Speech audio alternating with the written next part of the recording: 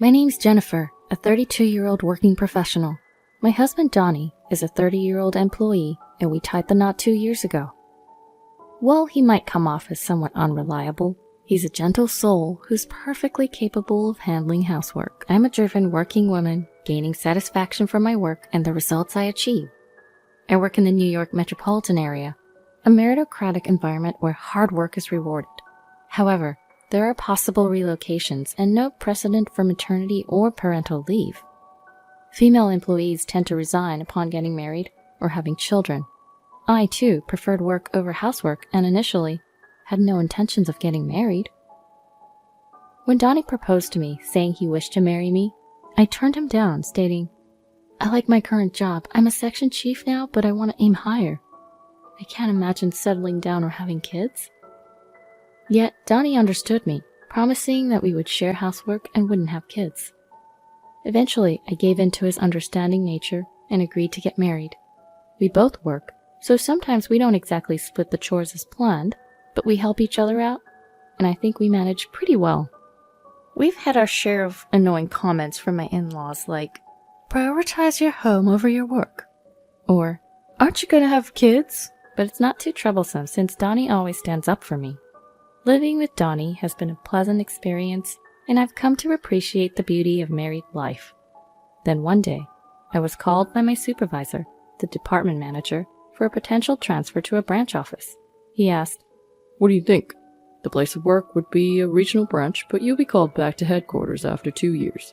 You'll be a section chief at the transfer location, and if you keep up the good work, promotion is guaranteed upon your return. You could even become the first female department head. Not a bad offer, is it?" It wouldn't be an exaggeration to say that acceptance or rejection of this transfer determines if one is on the promotion track in my company. Everyone who's progressed to department manager or beyond has experienced a transfer. If refused, one would remain a section chief, with demotion or transfer to an irrelevant position being a possibility. Before marriage, I would have grabbed this opportunity without hesitation. But now, as a married woman, I felt restrained. I told my department manager, "Thank you for considering me. I personally would like to consider this positively. However, since this involves a transfer, I would like to discuss it with my husband. Could I get back to you after that?" He responded, "Oh, right, you're married. You can choose between going alone or moving with your family. Discuss it properly. I'll be expecting a positive answer." Upon returning home, I discussed this with Donnie. "I've been offered a transfer. I might have to go to the countryside, but if I work hard for 2 years, I can return here. If I continue to perform well, I can get promoted." "I want to accept this offer if you're okay with it, Donnie. We can either move together or I can go alone. What do you prefer?" Donnie seemed surprised at first, but after some thought, he responded, "Your dream can come true if you accept this transfer, right, Jennifer? I can't move with you because I have work here, but don't worry about me and go for it." With Donnie's encouragement, I informed the company that I would be moving alone for the transfer, and I began negotiating terms and conditions. As a result, the company agreed to cover my relocation expenses. Factors such as being treated as on duty during commute days when returning home from my remote work location, and an overall decent benefits package convinced me to accept the transfer to the branch office. Then I officially received the transfer order and decided to relocate to the countryside.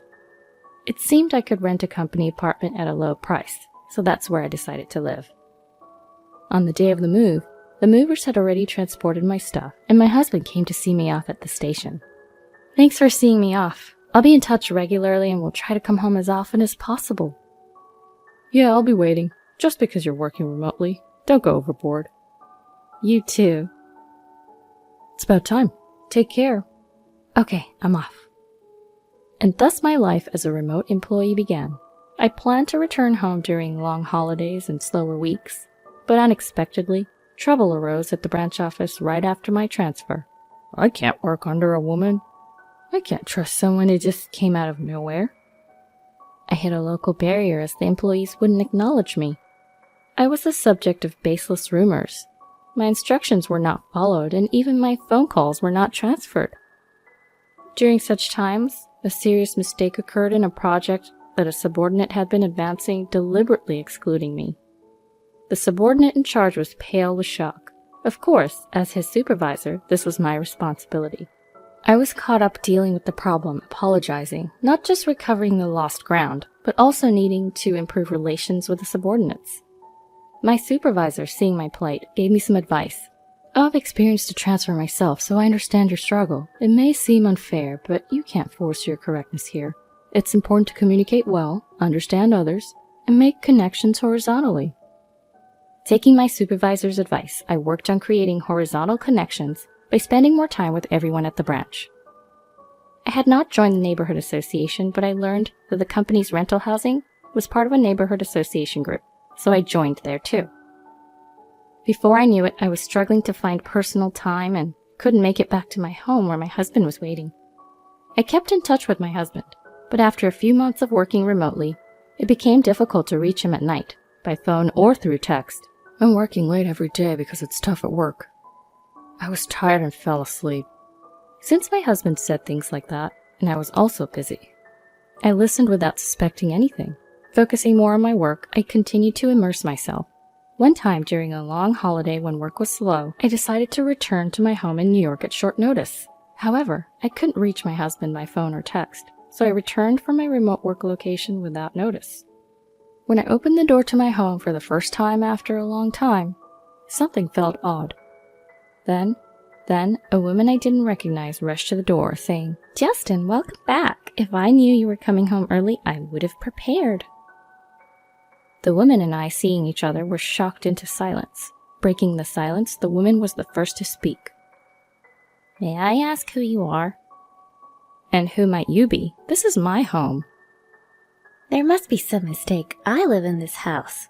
After arguing back and forth without resolution, we decided to step outside to check the house number. To my surprise, the nameplate was the custom one I had ordered. "The key fits, the nameplate's correct. This is my house. I'm gonna go in." "Wait, what do you mean? Stop it." Ignoring the woman's protests, I pushed past her and made my way into the house. Once inside, I noticed everything had changed. The curtains, the furniture, all the interiors. There was a framed photo in the living room of my husband and the woman at a theme park. Mugs I had never seen before in the kitchen. Unfamiliar toothbrushes and skin toner in the bathroom, and women's shampoo and conditioner in the shower. The bed linen was a design I'd never seen before, and there was nothing of mine left in the wardrobe, just the woman's clothes. My husband's belongings were hidden in a room at the back of the house, as if the woman had moved in and taken over. While I was standing there shocked, I heard the front door open. "I'm home. Oh, Lola, did you invite a friend over?" "Justin, thank God you're back. This woman just barged into our house." The man that the woman had chosen as Justin was unmistakably my husband. Seeing me, my husband was startled. "What are you doing here?" "Johnny, since when did you become Justin? Can you explain what's going on?" I confronted my husband. "What are you talking about? This is Justin, right? Justin?" "Well, you see, I mean..." Pressed by both of us, my husband was flustered. "Lola, this man's real name is Donnie. Isn't that what's written on your driver's license? And I'm Donnie's wife, Jennifer." "That's a lie. He said he was divorced." "Donnie, you're gonna explain everything clearly, right?" "Jennifer, you hadn't come home much and I was lonely, so I casually signed up for a dating app and met Lola." "I see. So Justin is your alias on the dating app?" "No, that's not it. I thought it would be a problem if my real name came out, so I used a fake name, keeping my last name the same." "And why did you lie about being divorced?" "In Lola's dating app profile it said, 'I've only ever attended all-girls schools and have never dated a man before. Looking for someone who's willing to be serious about a relationship with the goal of marriage.' That really tugged at my heartstrings, so I lied about being divorced to woo Lola, hinting at marriage, and we started living together." "Huh? Why would you do something like that?" At that point, my husband defiantly started to justify his actions. "It's your fault for always being away for work. It's natural for a man to desire a woman. We've been leading separate lives because of your business assignment and the overtime and weekend work. I just wanted a warm home where my wife would be waiting for me with dinner ready when I come home." I was shocked at this confession, as I'd always thought of my husband as understanding towards my work. "But that doesn't make what you did right." What you did is the lowest of the low. If you wanted to be with another woman, you should have divorced me first. Why didn't you do the right thing? I loved you both. I never planned on leaving either of you. After all you've done, it was obvious I would find out when I came back. It's unbelievable that you thought you could hide and deceive me. What? It's your fault for breaking your promise and not coming back here. If you'd just come back, I wouldn't have even thought about cheating. What the heck? I've explained to you that work has been really tough and I couldn't help it. Our argument devolved into a shouting match, while the woman my husband was cheating with stood there, pale as a ghost. The other woman realized she'd been deceived by a married man and dragged into his childish game. So it was all a lie. You've made a fool of me. I'm leaving right now. Lola, wait, it's not what you think. My husband tried to stop the other woman, Who was packing her things and about to leave, but his attempt was brushed off. Don't touch me with your filthy hands. I can't believe a single word you say. Cursing my husband, the other woman left for her parents' home. I decided to punish my husband for this, gathering as much evidence as I could and bringing it back with me. Once I returned to my work assignment, the first thing I did was hire a detective to investigate my husband's mistress. The investigation revealed the woman was the daughter of an executive at my husband's business partner. I had a lawyer send documents proving the affair to both my husband's home and the other woman's parents. Upon receiving the documents, my husband protested, saying he didn't want a divorce. So I prepared myself for a long battle, even considering taking the matter to court. The other woman's family contacted my lawyer, and we decided to meet at their office. The other woman and her parents showed up and apologized to me. "We're so sorry. Even though we didn't know about it, our daughters caused you so much trouble." Our daughter is very serious and sheltered, so she's naive about the world. We're trying to arrange a marriage for her with someone we approve of, but she longed for a freer love. She met your husband without us knowing and got carried away without really knowing who he was. She said she met a divorced man on a dating app and wanted to move in with him. We told her to stop seeing this man, but she didn't listen.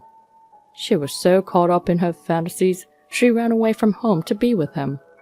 Our daughter was shocked to learn she was the other woman and blames herself. She's now attending therapy. We're willing to pay you a settlement of $50,000, and we ask that you keep this matter to yourself. The other woman and her parents shook hands with me firmly. I understand your feelings. I will accept your apology on one condition. I'm preparing for a divorce, but my husband refuses to agree. If you're willing to cooperate when it comes to providing testimony if this goes to trial, I'll agree to the settlement. Okay, we'll cooperate, but our daughter is young and we don't want a permanent record if this goes to court. Is there any other way we could assist you in punishing him? Luckily or unluckily, his workplace is our client. So, in an unexpected twist, the woman my husband cheated with and I joined forces. We conspired to teach him a lesson. His workplace would soon face a blow because he'd angered an executive at one of their client companies. This mess, of course, would be pinned solely on my husband. Back home, his parents, oblivious to the turmoil, were trying to reach out to him as they always did. "Jennifer is not answering our calls, and she won't return them either. Is she so engrossed in work that she forgot about us? When is she coming back? We miss seeing our grandchild." Mom, you don't understand. I cheated on Jennifer while she was on her assignment, and now it looks like we're heading for a divorce. His mother responded, "That woman who neglects Donnie to focus on her job is to blame. Maybe it's better if you break up with Jennifer and get back together with the woman you had an affair with." Apparently, my in-laws figured that the other woman's family seemed wealthier than ours. So, they sided with my husband and his lover, launching a barrage of attacks against me. They repeatedly called me, but I blocked their calls. They started calling me at work. When I refused to speak to them, they came to my workplace, creating a scene and causing a ruckus. "Please let go of our son. It's because you're such a woman that our son had an affair. He'd be happier with his lover, so stop getting in his way." And I said, "What on earth are you talking about? I want to divorce Donnie. He's the one who's refusing. Besides, the woman he cheated with has no intention of getting back with him. After all, he tricked the daughter of a business executive into dating him. They're pretty angry. It's going to be a lot of trouble." The moment they realized their son had angered a major client, my in-laws suddenly switched sides and tried to cozy up to me. "Oh no, we didn't know it had come to this." We must have misunderstood. We're sorry. Our son is a fool, but he's remorseful. You'll forgive him, won't you, Jennifer? I must decline. You just finished berating me, and now you're asking for my forgiveness? Please leave. They refused to leave, so I had them escorted out by security. Since they had caused a commotion, my company decided to sue them for business obstruction. After all that, I finally received my compensation from my husband and got my divorce. The other woman's family also demanded compensation for violation of her chastity and her psychiatric treatment costs. With the loss of his standing at the company due to his mistakes, and having to pay hefty compensations, my husband was now drowning in debt. He couldn't afford to quit, and he was cornered. 2 years had passed since my assignment started when everything finally settled down. I finished my assignment successfully and was getting ready to return to the main office. My hard work had paid off, and I had been promoted to the position of department manager. Had I not taken the assignment, I might still be living in a loveless marriage. But I guess a man like him would have had an affair sooner or later, and I would have clashed with his parents. I've realized that I really am better suited for work than family life, and I'm incredibly fulfilled and happy now.